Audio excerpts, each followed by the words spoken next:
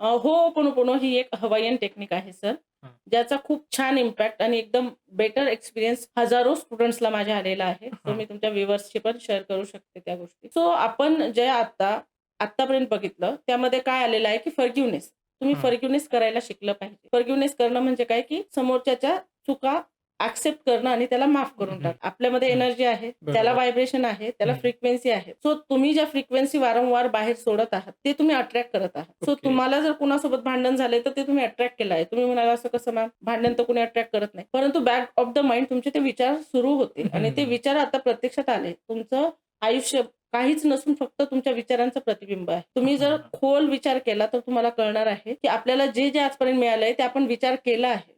जसं हां. Teslaने गाडी तयार केली किंवा Fordवाल्याने गाडी तयार केली, तर डायरेक्ट नाही. ती आधी करेक्ट. त्यांच्या मनात आली आणि मग त्यांनी त्या प्रत्यक्षात बनवल्या. राईट बंधू यांनी विमानाचा शोध लावला. हं. डायरेक्ट विमान तयार केलं का? नाही. मग आधी कुठे येतं ते चित्र? तुमच्या हां, मनात माइंडमध्ये. येतं आणि मग ते प्रत्यक्षात उतरतं. करेक्ट.